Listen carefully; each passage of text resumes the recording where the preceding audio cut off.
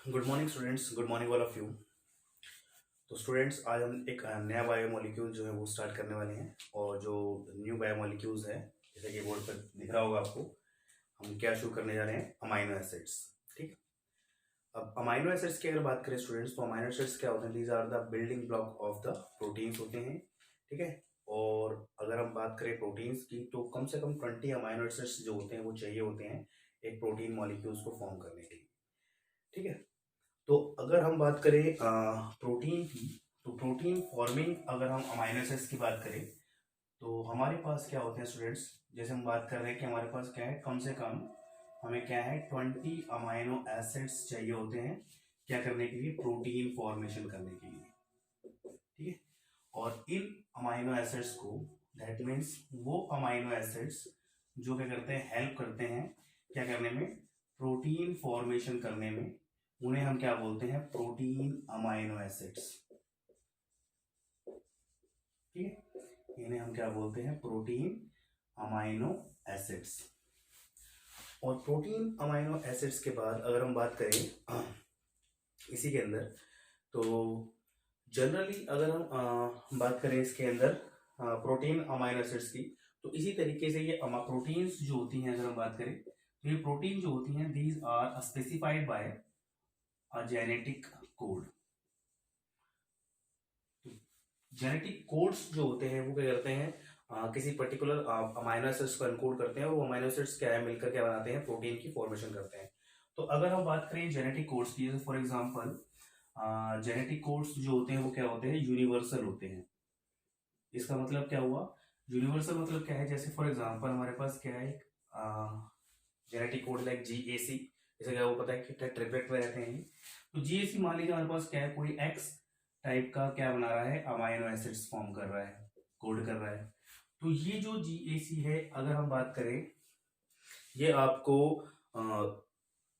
चाहे बैक्टीरिया हो, चाहे हमारे पास क्या फंजाइज हो, चाहे हमारे पास क्या है कोई हायर ऑर्गेनिजम्स हो, तो उसके अंदर क्या है, ये जो पर्टिकुलर जेनेटिक कोड है, ये क्या करेगा, एक्स टाइप के अमाइनो एसिड्स को ही फॉर्म करेगा। ठीक है। अब कुछ अमाइनो एसिड्स ऐसे होते हैं जो, अगर हम बात करें, कुछ अमाइनो एसिड हमारे पास होते हैं जो जेनेटिक कोड्स के थ्रू क्या होते हैं, स्पेसिफाइड नहीं होते। ऐसे अमाइनो एसिड्स को हम क्या बोलते हैं, रेयर अमाइनो एसिड्स। इन्हें हम बोलते हैं rare amino acids. For example अगर बात करें, तो हमारे पास क्या आ गया, हाइड्रोक्सी प्रोलीन। ठीक है। तो एक्चुअली क्या है कि डिराइव करने में करते हैं, हेल्प करते हैं, बाय मॉडिफिकेशन करते हैं कुछ अमाइनो एसिड्स के अंदर। और इन अमाइनो एसिड्स को हम क्या बोलते हैं, रेयर अमाइनो एसिड्स। और कुछ अमाइनो एसिड्स स्टूडेंट्स क्या होते हैं, ऐसे भी होते हैं जो ये करते हैं, प्रोटीन फॉर्मेशन में हेल्प नहीं करते हैं। इनको हम क्या बोलते हैं, नॉन प्रोटीन अमाइनो एसिड्स। ठीक है। जैसे एग्जांपल हमारे पास क्या हो गया, लाइक सिट्रोलिन। ठीक है। तो ये हम बात कर रहे थे कि अमाइनो एसिड्स जो होते हैं स्टूडेंट्स क्या होते हैं, these are the building block of the, क्या होते हैं, प्रोटीन्स होते हैं, प्रोटीन फॉर्मेशन में हेल्प करते हैं। 20 अमाइनो एसिड्स की रिक्वायरमेंट होती है प्रोटीन फॉर्म करने के लिए कम से कम। और लॉन्ग चेन क्या है, काफी भी हो सकती है इसके अंदर। फिर जो प्रोटीन फॉर्मेशन में हेल्प करते हैं उन्हें हम क्या बोलते हैं, प्रोटीन अमाइनो एसिड्स बोलते हैं। प्रोटीन अमाइनो एसिड्स जो होते हैं, अगर बात करें अमाइनो एसिड्स क्या होते हैं, वो स्पेसिफाइड होते हैं किसके थ्रू, जेनेटिक कोड्स के थ्रू। जेनेटिक कोड्स जो होते हैं वो क्या होते हैं, यूनिवर्सल होते हैं। ठीक है। दैट मीन्स उनके क्या है कि अगर बात करें कोड जो होते हैं, लोअर ऑर्गेनिज्म से लेकर अगर हायर ऑर्गेनिज्म्स की बात करें, तो उनके अंदर क्या होते हैं, सेम अमाइनो एसिड्स को कोड करते हैं। उसके बाद कुछ अमाइनो एसिड्स क्या होते हैं, रेयर होते हैं। ठीक है। जो क्या करते हैं, मॉडिफिकेशंस करवाते हैं किसके अंदर, अमाइनो एसिड्स के अंदर। जैसे हमारे पास क्या हो गया, प्रोटीन की मॉडिफिकेशन करने के बाद हाइड्रोक्सी प्रोटीन हो गया। और कुछ अमाइनो एसिड्स क्या होते हैं जो प्रोटीन फॉर्मेशन में हेल्प नहीं करते, इन्हें हम क्या बोलते हैं, नॉन प्रोटीन अमाइनो एसिड्स। ठीक है। अब अमाइनो एसिड्स का अगर हम स्ट्रक्चर देखें स्टूडेंट्स, तो अमाइनो एसिड्स के अंदर एक्चुअली क्या होगा, इसको माना जाता है कि क्या होता है, मीथेन डेरिवेटिव्स होते हैं। तो अगर जैसे हम बात करें मीथेन के अंदर पास क्या 4 वैलेंसीज होती हैं, तो ये क्या होती है, मॉडिफाइड 4 वैलेंसीज हमारे पास। तो इसके अंदर क्या होता है स्टूडेंट्स, एक एंड पर अगर हम बात करें, तो आपको यहाँ पर मिल जाता है, क्या मिल जाता है, कार्बोक्सिल ग्रुप मिल जाता है। दूसरे एंड पे अगर हम बात करें, तो आपको क्या मिल जाता है, यहाँ पे अमाइनो ग्रुप मिल जाता है। और उसके अलावा हम बात करें, एक एंड पे इसके हाइड्रोजन मिल जाता है और एक हमारे पास कहलाता है ये आर ग्रुप कहलाता है। ठीक है, तो ये हमारे पास क्या एक सिंपल अमाइनो एसिड का स्ट्रक्चर है। ये जो कहता है वेरिएबल होता है यहाँ पे ग्रुप, इसके अंदर क्या होते हैं वेरियस रिंग्स या हमारे पास क्या है डिफरेंट मॉलिक्यूल्स होते हैं, यहाँ पे क्या होते हैं अटैच्ड होते हैं, जिसकी वजह से क्या होता है हमारे पास क्या है डिफरेंट अमाइनो एसिड्स की कंपोजिशंस क्या होती है बनती है हमारे पास। ठीक है, तो अगर हम बात करें कंपोजिशंस की तो मेनली हमारे पास क्या मिलता है इसके अंदर कार्बन, ठीक है, हाइड्रोजन, ऑक्सीजन एंड क्या मिलते हैं नाइट्रोजन मिलते हैं। लेकिन कुछ अमाइनो एसिड्स के अंदर आपको क्या है सल्फर भी मिल जाता है। ठीक है, तो कुछ अमाइनो एसिड क्या होता है सल्फर कंटेनिंग होते हैं, जैसे एग्जांपल अगर मैं बात करूं तो क्या हो गया सिस्टीन हो गया, मिथियोनिन हो गया। ठीक है, ये हमारे पास क्या है सल्फर कंटेनिंग अमाइनो एसिड्स है। अब यहाँ पर अगर हम वापस से बात करें स्टूडेंट्स तो यहाँ पर एक चीज और देखते हैं स्ट्रक्चर के अंदर। अब यहाँ पे इसके हम क्लासिफिकेशन करना जाए स्टूडेंट्स तो क्लासिफिकेशन के अंदर आपकी क्लासिफिकेशन होती है on the basis of the structures की अगर बात करें तो अगर हम स्ट्रक्चर्स पे यहाँ पर देखें स्टूडेंट्स तो हमारे पास क्या है कि अगर देखो ये इसका हमारे पास क्या है अमाइनो ग्रुप है इसके पास और ये हमारे पास क्या है इसका कार्बोक्सिल ग्रुप है। तो दैट मीन्स क्या है अगर हमारे पास क्या है किसी पर्टिकुलर अमाइनो एसिड्स के स्ट्रक्चर में आपको क्या है एसिड्स कार्बोक्सिल ग्रुप के नंबर ज्यादा मिल रहे हैं तो ये हमारे पास क्या कहलाता है एसिडिक टाइप के अमाइनो एसिड्स कहलाते हैं। ठीक है, अगर किसी के अंदर क्या है अमाइनो ग्रुप ज्यादा मिल रहे हैं तो ये हमारे पास क्या कहलाते हैं बेसिक अमाइनो एसिड्स कहलाते हैं। ठीक है, और अगर इक्वल नंबर है तो हमारे पास क्या कहलाते हैं न्यूट्रल कहलाते हैं। हमारे पास क्या क्या हो गए एक हमारे पास क्या हो गए अगर आपके पास क्या है अमाइनो ग्रुप्स के नंबर क्या है ज्यादा है इससे कार्बोक्सिल ग्रुप से। ठीक है, तो ये हमारे पास अमाइनो ग्रुप ज्यादा है तो हमारे पास क्या कहलाएंगे these are called basic amino acids. ठीक है, ये हमारे पास कहलाते हैं बेसिक अमाइनो एसिड्स। एग्जांपल्स की अगर मैं बात करूं तो एग्जांपल्स आपके पास आ गए बेसिक्स के अंदर हमारे पास आ गए लाइसिन, आर्जिनिन। ठीक है, ये हमारे पास क्या हो गए अमाइनो एसिड्स हो गए। अगर आपके पास क्या है दूसरा हमारे पास अगर बात करें अगर अमाइनो ग्रुप के नंबर के हमारे पास क्या है देन दी कार्बोक्सिल ग्रुप के नंबर ज्यादा है तो ये क्या कहलाते हैं एसिडिक अमाइनो एसिड्स। ठीक है, इसके अंदर एग्जांपल लें तो एग्जांपल हमारे पास आ गया ग्लूटामिक एसिड आ गया। ठीक है, तो एक और बात देखो स्टूडेंट्स कई बार क्या होता है जब अमाइनो एसिड हमारे पास इस टाइप के होते हैं तो इनके लिए हम क्या करते हैं एब्रिविएशंस के लिए जो फर्स्ट 3 लेटर है उनका इस्तेमाल करते हैं। जैसे हमारे पास क्या हो गया फॉर एग्जांपल एलानिन हो गया, एलानिन हो गया तो एलानिन के हमारे पास क्या हो गया ALA। ठीक है, ऐसे हमारे पास क्या हो गया ग्लाइसिन हो गया तो ग्लाइसिन का हमारे पास क्या आ गया GLY। ठीक है, तो कई बार आप इसको इन शॉर्ट एब्रिविएशंस के अंदर भी देखने को मिलते हैं आपको तो आप समझ सकते हैं कि किस तरीके से क्या होते हैं इनको लिखा जाता है यहाँ पे। ठीक है, फिर इसके बाद एक और होते हैं हमारे पास that is neutral. That means इसके अंदर हमारे पास क्या होंगे जब हमारे पास क्या है अमाइनो ग्रुप क्या है इक्वल रहते हैं हमारे पास किसके कार्बोक्सिल ग्रुप के तो इन्हें हम क्या बोलते हैं न्यूट्रल अमाइनो एसिड्स। ठीक है, न्यूट्रल अमाइनो एसिड्स के अंदर एग्जांपल्स की बात करें तो हमारे पास क्या आ गए लाइक क्या हो गया ग्लाइसिन हो गया। ठीक है, एलानिन हो गया। ठीक है, और सीरीन हो गया। ये हमारे पास क्या कहलाते हैं क्लासिफिकेशंस कहलाती है कि अगर हमारे पास क्या है इनके स्ट्रक्चर्स की अगर हम बात करें तो उसके स्ट्रक्चर्स के अंदर अगर हम बात करें कि किस चीज़ की एक्सेस देखने को मिल रही है किस चीज़ की हमारे पास क्या है डेफिशिएंसी या कम्स देखने को मिल रहे हैं उसके नंबर्स तो उसके बेसिस पर अगर हम बात करें तो हमारे पास क्या है 3 ग्रुप्स में हमने इसको कैटेगराइज किया है। अगर अमाइनो ग्रुप ज्यादा है बेसिक से सॉरी कार्बोक्सिल ग्रुप से तो क्या कहलाएंगे बेसिक अमाइनो एसिड्स। एग्जाम्पल याद रखना है आपसे स्टूडेंट एग्जाम्पल भी पूछ सकते हैं कई बार क्या होता है आपको ओनली एग्जाम्पल ही पूछा जाता है कि किसी पर्टिकुलर बेसिक अमाइनो एसिड्स का नाम बताओ या एसिडिक अमाइनो एसिड का नाम बताओ या न्यूट्रल अमाइनो एसिड्स का नाम बताओ तो आपको एग्जाम्पल भी याद रखने हैं। ठीक है, दूसरा हमारे पास क्या है अमाइनो ग्रुप हमारे पास कम है कार्बोक्सिल ग्रुप ज्यादा है तो क्या कहलाते हैं एसिडिक टाइप के और अगर दोनों इक्वल हैं तो क्या कहलाते हैं न्यूट्रल टाइप के।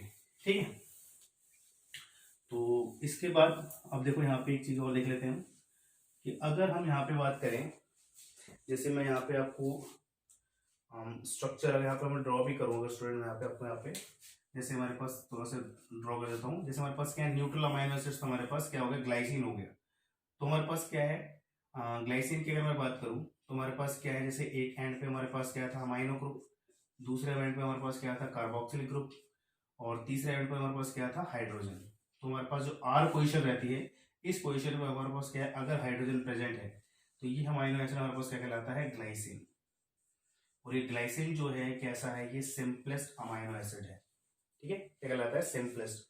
अगर इसी जगह पर अगर हम बात करें तो हमारे पास अगर क्या आ जाए, हमारे पास आ जाए इस आर पोजीशन पे अगर हमारे पास क्या है CH3 आ जाए तो हमारे पास क्या कहलाएगा ये, अब ये क्या बन गया हमारे पास एलानिन। तो यहाँ पर स्टूडेंट हम देख रहे हैं न्यूट्रल अमाइनो एसिड्स, तो यहाँ पर देखो अमाइनो ग्रुप्स एंड इसके नंबर हमारे पास क्या है सेम है।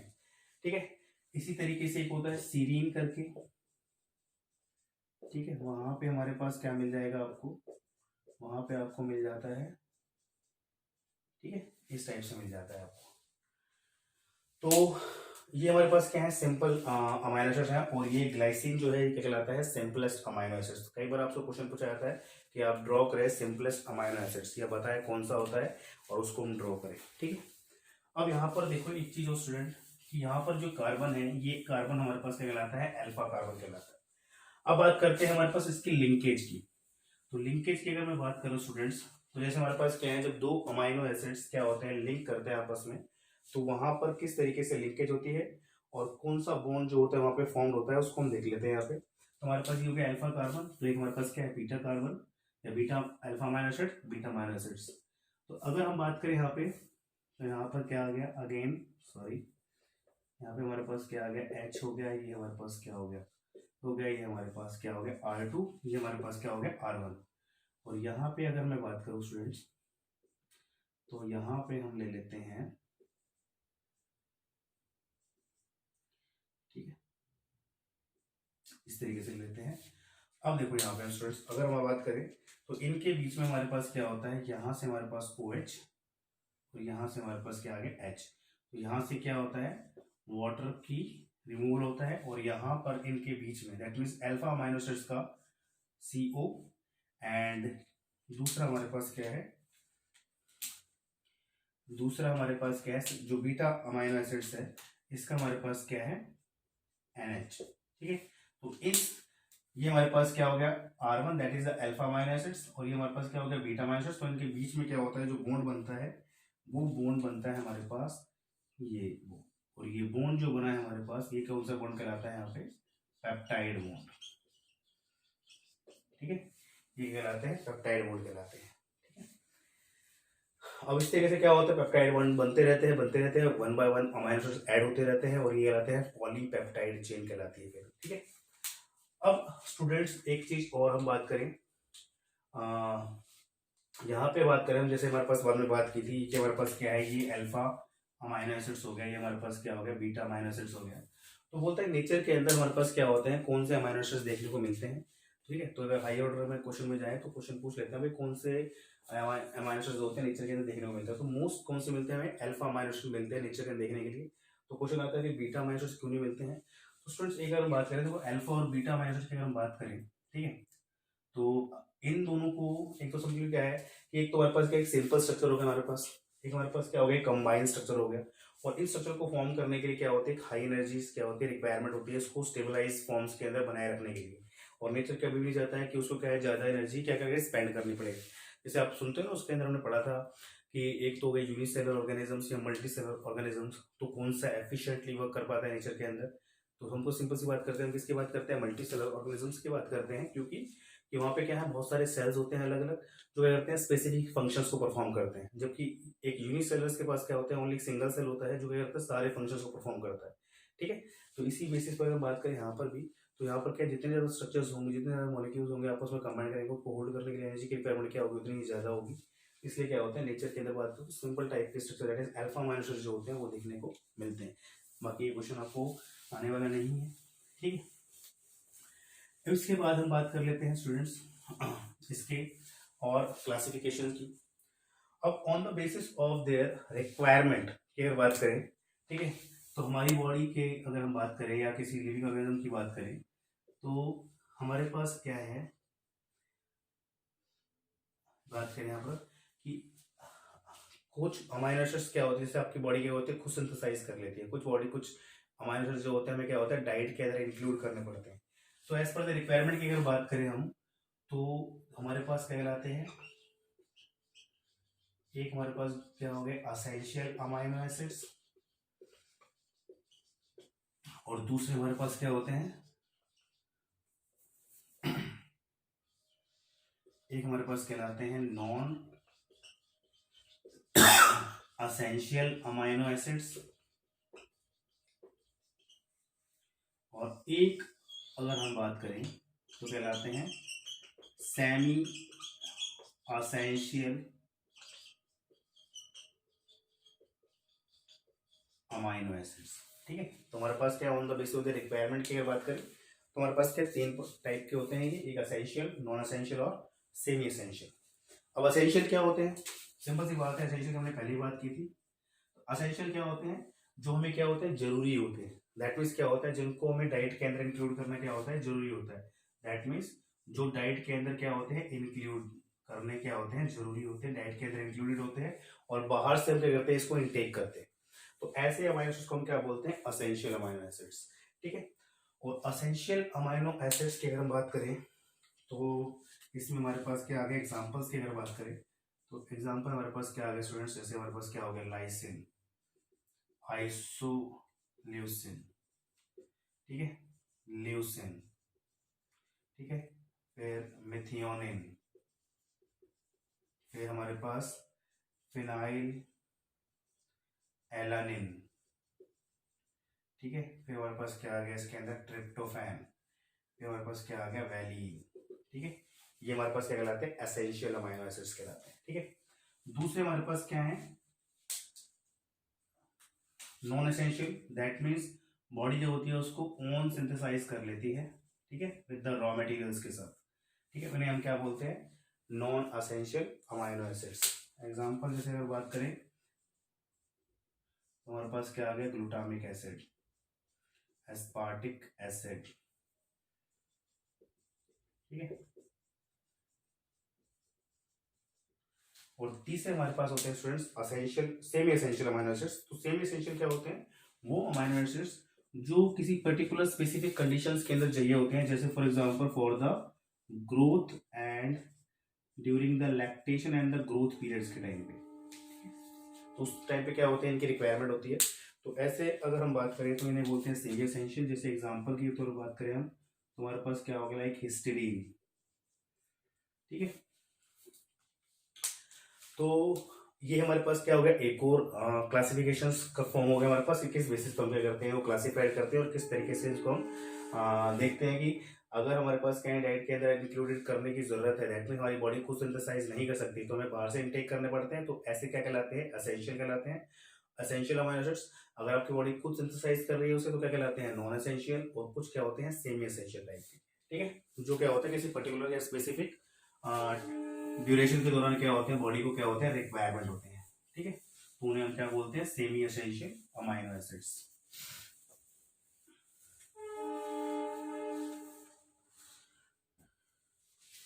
तो ठीक है स्टूडेंट्स, आज के लिए इतना ही, थैंक यू सो मच।